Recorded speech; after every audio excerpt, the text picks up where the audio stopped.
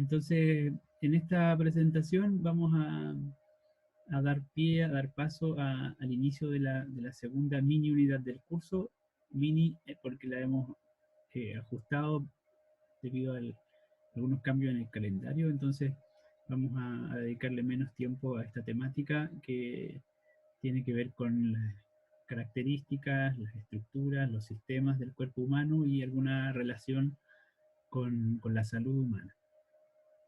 La presentación tiene que ver con niveles de organización biológica para aproximarnos justamente a las características del organismo, especialmente del cuerpo humano, desde sus estructuras más fundamentales.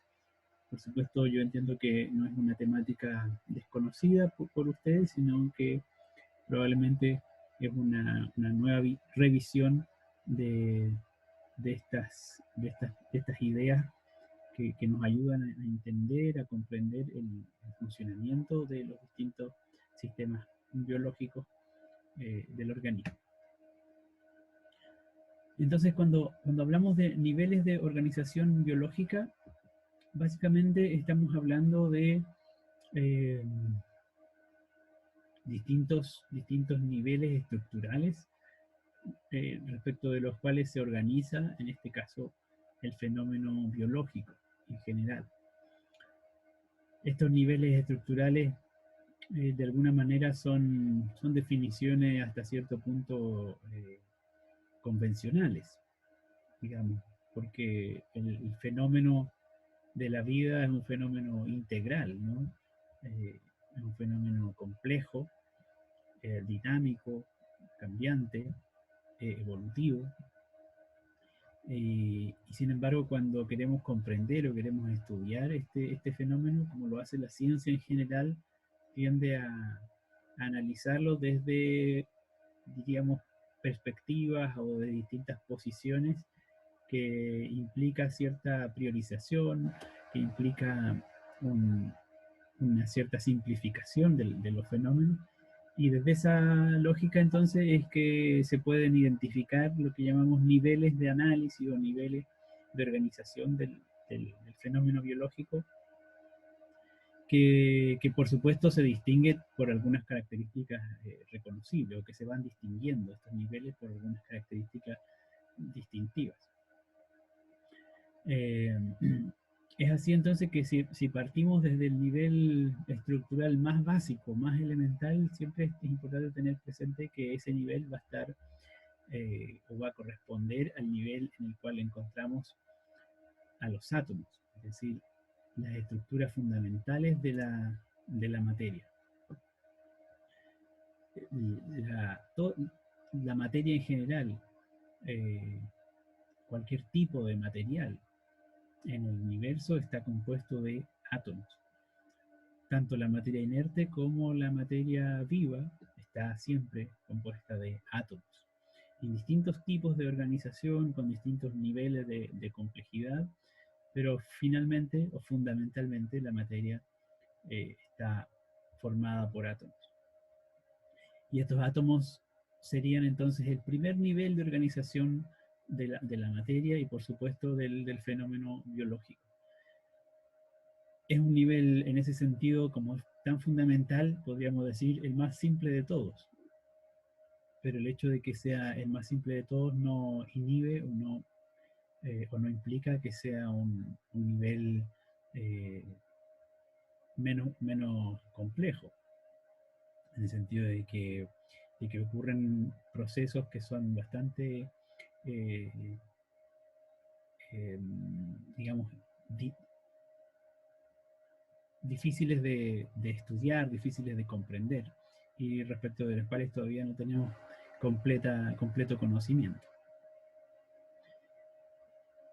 Los átomos en general se organizan, se enlazan unos con otros y forman moléculas, moléculas que tienen distintos niveles de complejidad, hay moléculas que son unas más simples que otras, y básicamente eso dice relación con la cantidad de átomos que las conforman.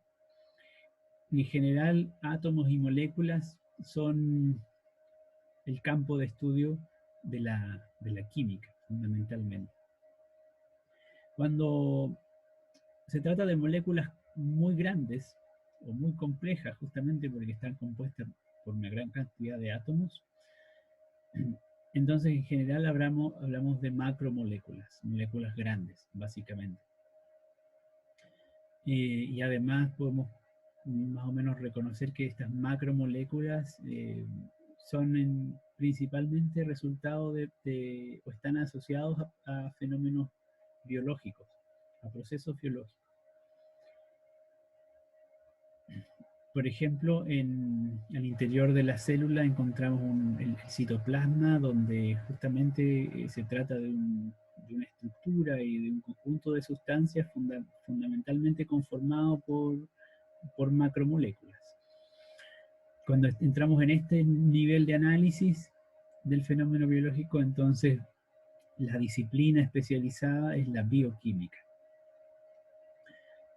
Ya hemos dicho antes que el nivel básico de la vida, la estructura funcional básica del fenómeno biológico son las células, que justamente corresponden a un nivel de organización todavía más complejo que los anteriores.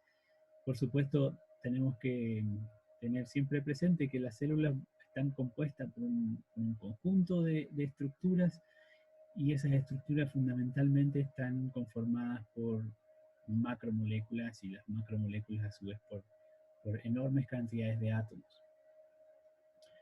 El campo que se dedica especialmente al estudio, al análisis de las células, es llamado citología.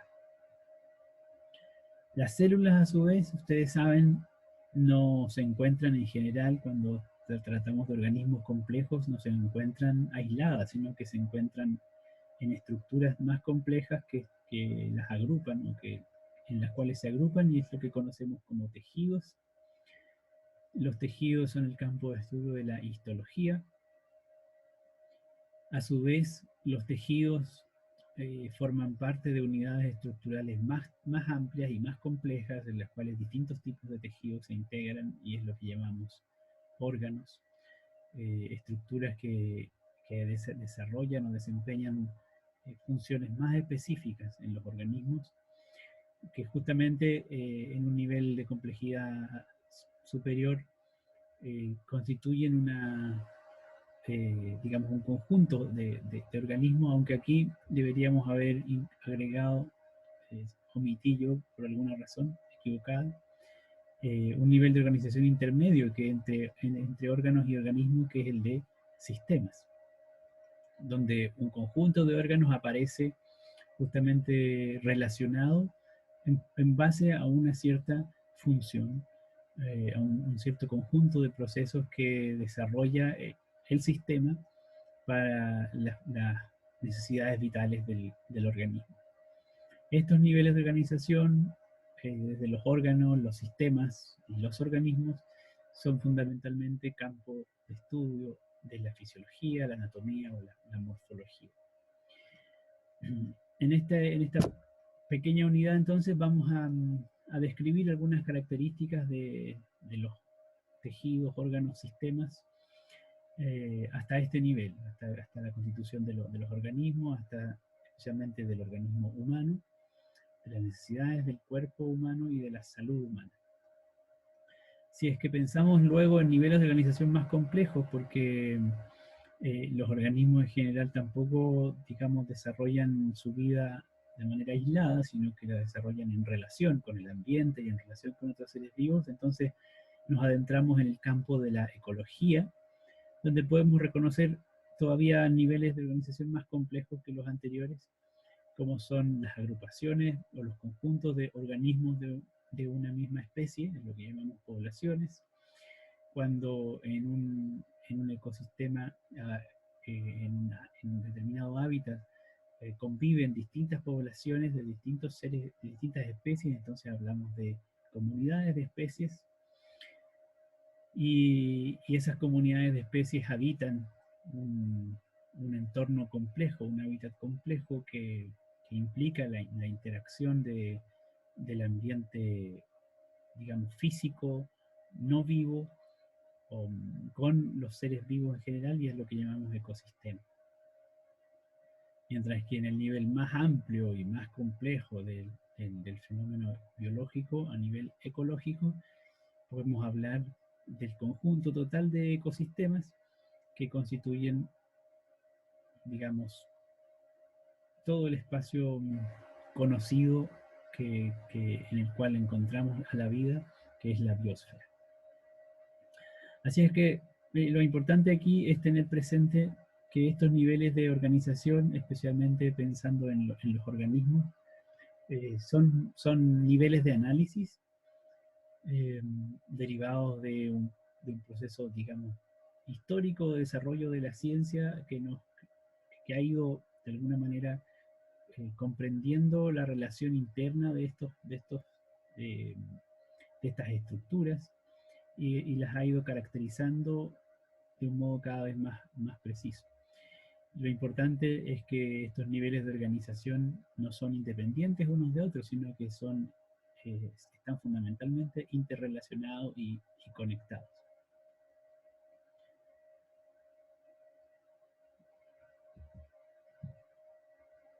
Decíamos que los niveles más básicos de organización de los fenómenos biológicos se encuentran primero a nivel de átomos y de inmediato a nivel de moléculas. Las moléculas, ya sabemos, son estructuras en las cuales se organizan los átomos de distinta forma. Y cuando lo ponemos en relación este nivel de análisis con los fenómenos biológicos, entonces aparece una primera distinción que es relevante, que es la diferenciación entre moléculas inorgánicas y moléculas orgánicas. En general, las moléculas inorgánicas son aquellas compuestas por átomos que se han formado con independencia de los fenómenos biológicos. Digamos, el agua, en cuanto a sustancia, es una sustancia natural que se formó dentro del proceso eh, de desarrollo, de evolución del universo en algunos lugares del universo y está disponible en el planeta Tierra como resultado de las interacciones aleatorias y de los procesos físico-químicos que se dieron en estos miles de millones de años de evolución geológica y biológica. Sin embargo, el agua como sustancia, lo mismo que las sales minerales, eh, son independientes de la evolución de la vida. Estaban disponibles, digamos, en el ambiente. En cambio, las moléculas orgánicas son moléculas fundamentalmente relacionadas con procesos biológicos y especialmente porque los organismos vivos han participado de su producción, de su generación. Y así mismo también estas moléculas orgánicas participan hoy en día en todos los procesos biológicos y son fundamentales para la mantención y los equilibrios de los organismos. La característica central de estas moléculas orgánicas es que incluyen o están compuestas por átomos de carbono. La gran ventaja de los átomos de carbono es que son átomos que tienen una gran, digamos, entre comillas, capacidad para enlazarse con otras moléculas. Entonces, los átomos de carbono funcionan como bisagras, entre comillas, bisagras, para, para, para lograr la constitución de moléculas muy complejas. Complejas en el sentido de que están compuestas por muchos átomos. Y así entonces vamos a encontrar lúcidos o grasas, si ustedes quieren, lípidos, proteínas, ácidos nucleicos. Perdón, lípidos, grasas, glúcidos, proteínas, ácidos nucleicos. Y estas moléculas orgánicas van a constituir, diríamos, los pilares más elementales o las estructuras más fundamentales de lo que serán o son las moléculas cruciales o básicas de los procesos de desarrollo, de crecimiento, de renovación a nivel celular. que son básicamente las proteínas. Esta es una estructura simplificada y común o compartida por todos los aminoácidos, y los aminoácidos son justamente los constituyentes de las proteínas, que como ustedes ven contienen átomos de carbono, contienen átomos de oxígeno, átomos de hidrógeno y átomos de nitrógeno. Esta es la estructura básica, y luego los aminoácidos y se van a diferenciar entre sí por una cadena lateral que aquí se identifica con la letra R, que es otro conjunto de moléculas, fundamentalmente carbono, nitrógeno, hidrógeno, que hacen las diferencias entre un tipo de aminoácido y otro, y es lo que va a permitir la conformación de proteínas.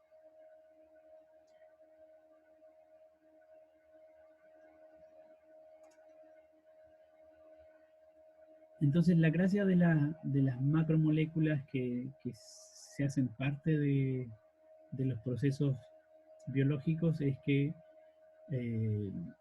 participan directamente justamente de estas etapas de desarrollo a nivel celular, por ejemplo, tanto como nutrientes, como constituyentes mismos de la materia viva.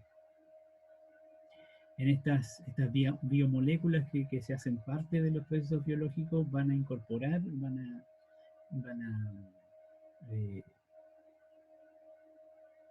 de alguna manera van a integrar la participación de moléculas inorgánicas y de moléculas orgánicas. Aquí hay algunos ejemplos de estas macromoléculas.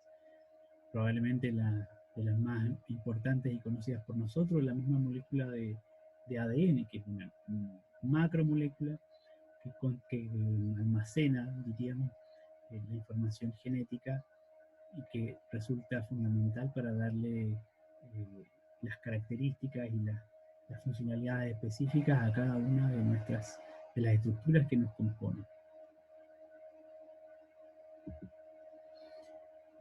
Cuando pasamos al siguiente nivel de organización, el nivel celular, entonces, por supuesto, disponemos de una amplia diversidad, podemos reconocer una amplia diversidad de tipos de células, las cuales podemos de alguna manera clasificar o identificar en función de diversos criterios.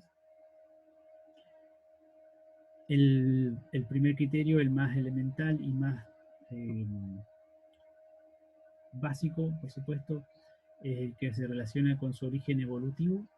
Y entonces uno puede distinguir dos tipos de células, la célula procariota y la célula eucariota, fundamentalmente, distinción basada fundamentalmente en la presencia o ausencia de una envoltura nuclear en el centro de la célula, o al interior de la célula más bien, en la cual se almacena el material genético, las moléculas de ADN.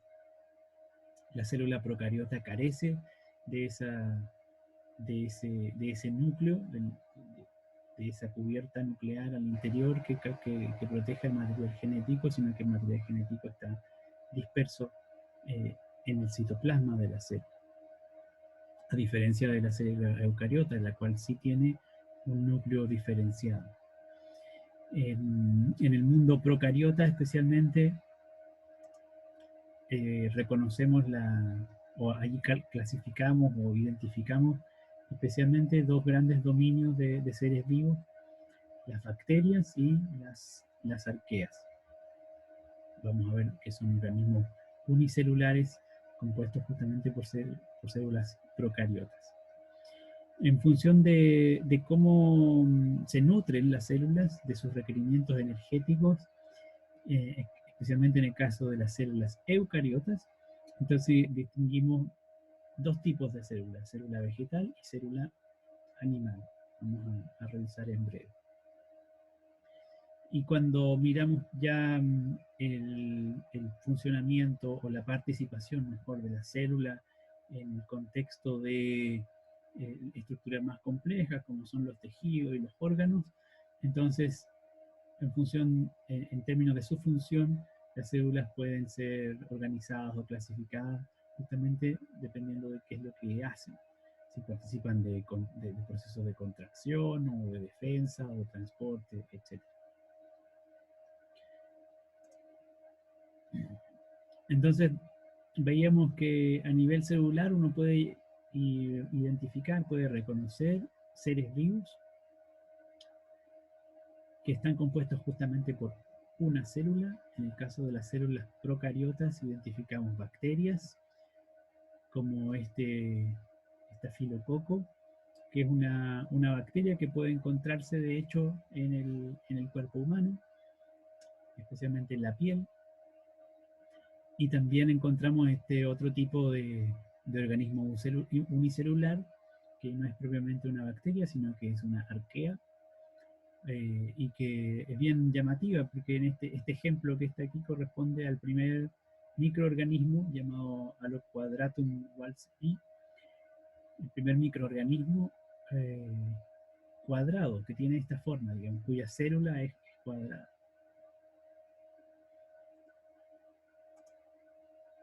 La célula eucariota, entonces, como les mencionaba antes, una célula que se caracteriza porque tiene el material genético aislado del citoplasma por una cubierta nuclear, una membrana nuclear. Es el tipo de célula del cual están compuestos los animales, los hongos, las plantas, los protozoos. En general se trata de células más complejas que las procariotas, y así como en el caso de las procariotas encontrábamos organismos compuestos de una célula o seres vivos compuestos de una única célula, también en el caso de la célula eucariota podemos encontrar organismos unicelulares como las levaduras, y también, por supuesto, organismos multicelulares como los seres humanos, los animales en general, las lombrices, entre otros muchos ejemplos.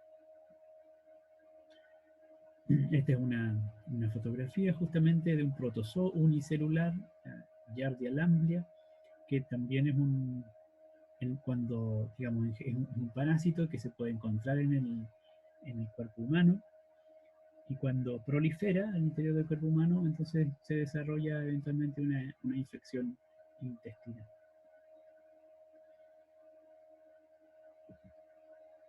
Así es que en el mundo natural sabemos, encontramos organismos compuestos de una única célula, podemos encontrar organismos compuestos de una célula procariota, como serían las arqueas o las bacterias, o podemos encontrar organismos unicelulares eucariotas, como podrían ser algunos protozoos. Y también encontramos, por supuesto, una amplia diversidad de organismos pluricelulares, es decir, compuestos por muchas células, y en general cuando se trata de organismos pluricelulares estamos hablando de organismos compuestos por una gran diversidad de células, por distintos tipos de células. Eh, habíamos visto, les había mencionado la distinción de dos tipos de célula básica o fundamentales en el mundo de la célula eucariota, es la distinción entre célula animal y célula vegetal. Las diferencias fundamentales a nivel de estructura es la presencia o ausencia de un par de organelos en el interior de la célula. Principalmente, en el caso de la célula vegetal, es la presencia de pared celular, esta estructura externa que le da rigidez a la célula, en contraste con la célula animal, que en su exterior solo tiene una membrana plasmática, pero no tiene una cubierta más resistente como es la pared celular en el caso de la célula vegetal. La célula vegetal también presenta membrana plasmática, pero adicionalmente presenta pared celular. Y otra estructura importante y que hace una diferencia significativa es lo que se conoce como una vacuola. Ambas células tienen vacuolas, pero tienen características bien distintas, en el sentido de que en la célula vegetal es una única vacuola de gran tamaño, mientras que en la célula animal hay varias vacuolas mucho más pequeñas. La vacuola fundamentalmente almacena agua, y es la que, digamos, la estructura que le da turgencia a la célula vegetal, la que le da eh, resistencia interna. Cuando, cuando la vacuola se vacía de agua, entonces la célula se deshidrata y es lo que observamos cuando vemos un material vegetal que se seca, por ejemplo. Y otra estructura fundamental que distingue estos dos tipos de células es la presencia de cloroplastos en el caso de la célula vegetal. Es fundamental porque en el caso de la célula animal no está presente el cloroplasto y su gran característica, su funcionalidad es que el cloroplasto permite la realización de fotosíntesis. Por lo tanto, eso hace una diferencia fundamental entre la célula animal y la célula vegetal relacionada con la nutrición, con su nutrición. En el caso de la célula animal, para obtener energía, la célula necesita obtener energía desde el exterior, desde otros organismos, que sean nutridos desde otra fuente, desde una fuente externa.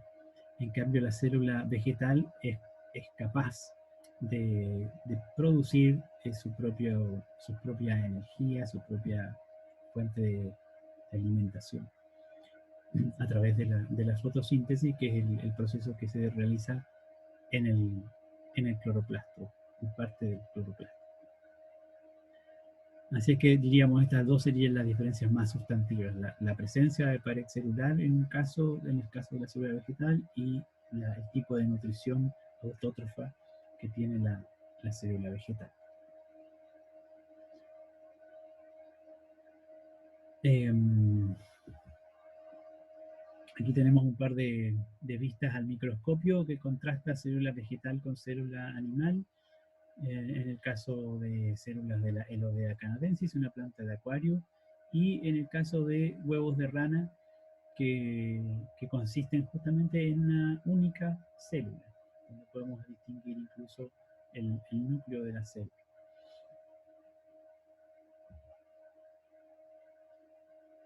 Así es que una vez que reconocemos el nivel de organización celular, luego podemos pensar en organismos más complejos en los cuales las células aparecen estructuradas o organizadas en un nivel de complejidad mayor que nos permite identificar tejidos y luego los tejidos agruparlos en órganos y los órganos en sistemas. En el caso del cuerpo humano se reconocen más de 200 tipos de células distintas.